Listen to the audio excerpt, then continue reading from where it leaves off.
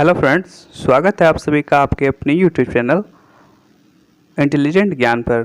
तो आज हम डिस्कस करने वाले हैं एसएससी CHSSL एग्ज़ाम के मोस्ट रिपीटेड क्वेश्चन को, ठीक है, जो कि एग्ज़ाम में बार बार पूछे गए हैं। तो चलिए देखते हैं। तो आज का पहला प्रश्न है कि निम्नलिखित में से किसे 57वें ज्ञानपीठ पुरस्कार से सम्मानित किया गया है। आपके ऑप्शन है ए अमिताभ घोष, बी अकित्थम अच्युतम, या सी नीलामणि फुकन, या फिर डी दामोदर मोजो। निम्नलिखित में से किसे 57वें ज्ञानपीठ पुरस्कार से सम्मानित किया गया है। तो इसका राइट आंसर हो जाएगा option number D Damodar mojo. चलते हैं अगले प्रश्न पर।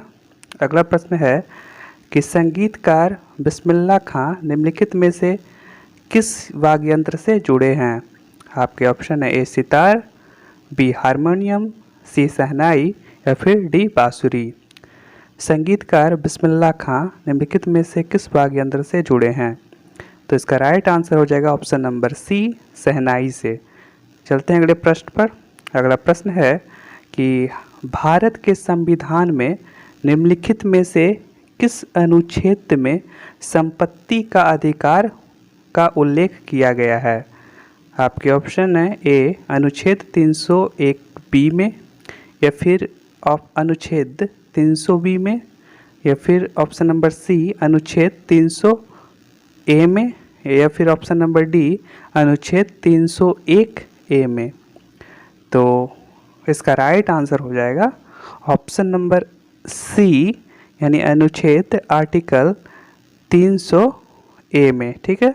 तो भारत के संविधान में 300 ए में अनुच्छेद 300 ए में संपत्ति का अधिकार का उल्लेख किया गया है, ठीक है। चलते अगले प्रश्न पर। अगला प्रश्न है कि 2022 में इंडिया यूथ गेम्स का चौथा संस्करण आयोजित किया जाएगा। तो इनमें से कहाँ 2022 में इंडिया यूथ गेम्स का चौथा संस्करण आयोजित किया जाएगा। आपके ऑप्शन है ए महाराष्ट्र, बी न्यू दिल्ली, सी असम, या फिर डी हरियाणा। तो इसका राइट आंसर हो जाएगा ऑप्शन नंबर डी हरियाणा में। तो 2022 में इंडिया यूथ गेम्स का चौथा संस्करण हरियाणा में आयोजित किया जाएगा, ठीक है। चलते हैं अगले प्रश्न पर। अगला प्रश्न है कि शेख मुइज़ुद्दीन चिश्ती दरगाह निम्नलिखित में से किस शहर में स्थित है। आपके ऑप्शन है ए जालंधर, बी अजमेर, सी पटना, या फिर डी लखनऊ। शेख मुइज़ुद्दीन चिश्ती दरगाह निम्नलिखित में से किस शहर में स्थित है। तो इसका राइट आंसर हो जाएगा ऑप्शन नंबर बी अजमेर। तो राजस्थान अजमेर में शेख मुइज़ुद्दीन चिश्ती दरगाह स्थित है, ठीक है। चलते हैं अगले प्रश्न पर। अगला प्रश्न है कि LCD एक बुनियादी प्रकार का मॉनिटर है। LCD का पूर्ण रूप क्या है। आपके ऑप्शन है ए लेज़र क्रिस्टल डिस्प्ले, या फिर बी लिक्विड क्रिस्टल डायोड, या फिर सी लाइट कंपोनेंट डिवाइस, या फिर option number D liquid crystal display. LCD का फुल फॉर्म क्या होता है। तो इसका राइट आंसर हो जाएगा option number D liquid crystal display, ठीक है। चलते अगले प्रश्न पर। अगला प्रश्न है कि 73वें गणतंत्र दिवस परेड में किस राज्य की झांकी ने सर्वप्रथम पुरस्कार जीता था। तो इसका राइट आंसर हो जाएगा option number A Uttar Pradesh ने। तो उत्तर प्रदेश ने 73वें गणतंत्र दिवस परेड में झांकी प्रथम पुरस्कार जीता था, ठीक है। चलते हैं अगले प्रश्न पर। अगला प्रश्न है कि निम्नलिखित में से कौन सा उत्तराखंड का पहला गुरुत्वाकर्षण बांध है। आपके ऑप्शन है ए टेहरी बांध, बी बैगुल बांध, सी सोंग बांध, या फिर डी दोहरा बांध। निम्नलिखित में से कौन सा उत्तराखंड का पहला गुरुत्वाकर्षण बांध है। तो इसका राइट आंसर हो जाएगा ऑप्शन नंबर सी सोंग बांध। चलते हैं अगले प्रश्न पर। अगला प्रश्न है कि भारत सरकार द्वारा राज्य पुनर्गठन अधिनियम कब पारित किया गया? आपके ऑप्शन है ए 1962 में, बी 1947 में, सी 1969 में या फिर डी 1956 ईस्वी में। भारत सरकार द्वारा राज्य पुनर्गठन अधिनियम कब पारित किया गया था? तो इसका राइट आंसर हो जाएगा ऑप्शन नंबर डी 1956 में। ठीक है, चलते हैं अगले प्रश्न पर। अगला प्रश्न है कि भारत में हर वर्ष शहीद दिवस कब मनाया जाता है? आपके ऑप्शन है ए 12 मार्च, बी 19 सितंबर, सी 25 अक्टूबर या फिर डी 30 जनवरी। भारत में हर वर्ष शहीद दिवस कब मनाया जाता है? तो इसका राइट आंसर हो जाएगा ऑप्शन नंबर डी 30 जनवरी को। फ्रेंड्स, ये सारे प्रश्न बहुत ज़्यादा इम्पॉर्टेंट हैं और ये previous year SSC CHSL exam में रिपीटेड सारे क्वेश्चन हैं और आपको इसी सब क्वेश्चनों से आपको एग्ज़ाम में क्वेश्चन देखने को मिलेंगे। ठीक है, तो चलिए देखते हैं अगले प्रश्न को। अगला प्रश्न है कि इनमें से क्या कौन सा देश व्यापारिक कंपनियों ने मुगल साम्राज्य के दौरान 1605 में भारत में मछलीपट्टनम में अपने ठिकाने स्थापित किए थे? तो अंग्रेज ने, फ्रांसीसी ने, पुर्तगाली ने या फिर डच ने?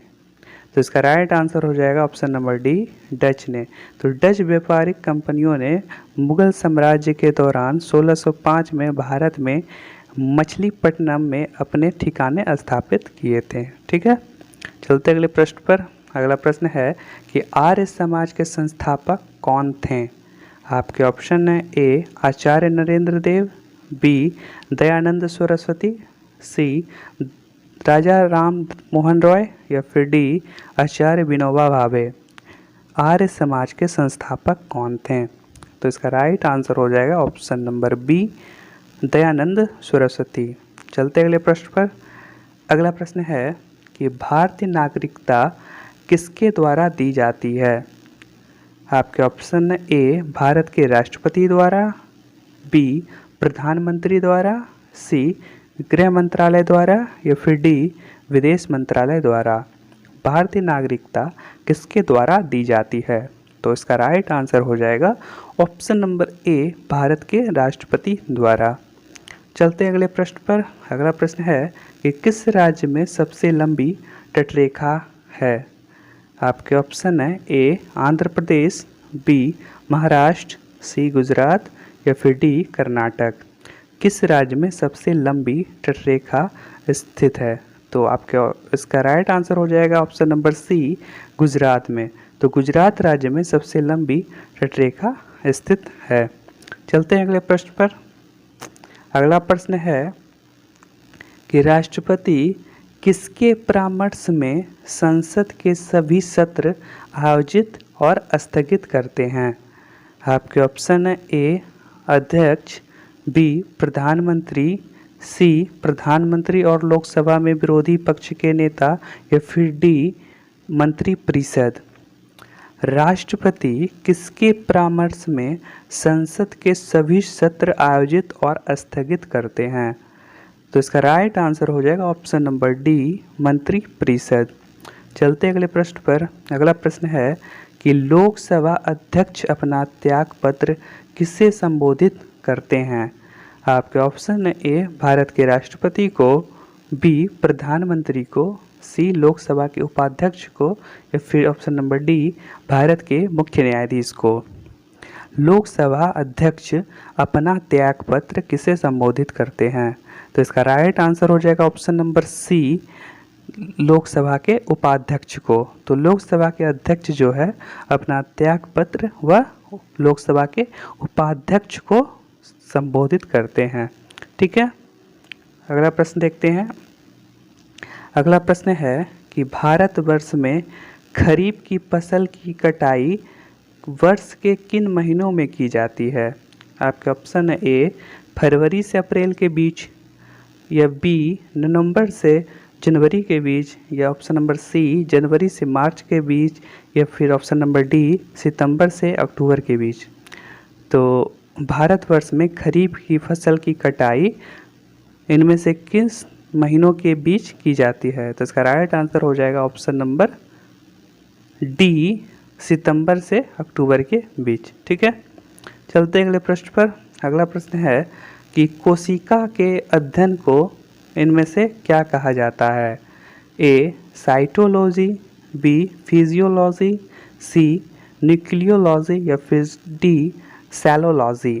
कोशिकाओं के अध्ययन को क्या कहा जाता है? तो इसका राइट आंसर हो जाएगा ऑप्शन नंबर ए, साइटोलॉजी। कोशिका के अध्ययन को साइटोलॉजी कहा जाता है।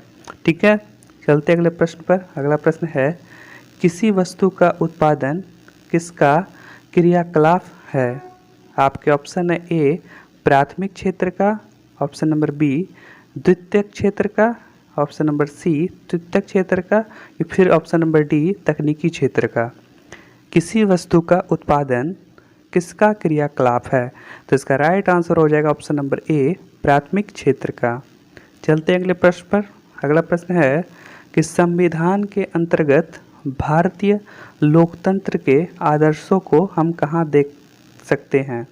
ऑप्शन नंबर ए प्रस्तावना में, ऑप्शन नंबर बी भाग 3 में, ऑप्शन नंबर सी भाग 4 में या फिर ऑप्शन नंबर डी भाग 1 में।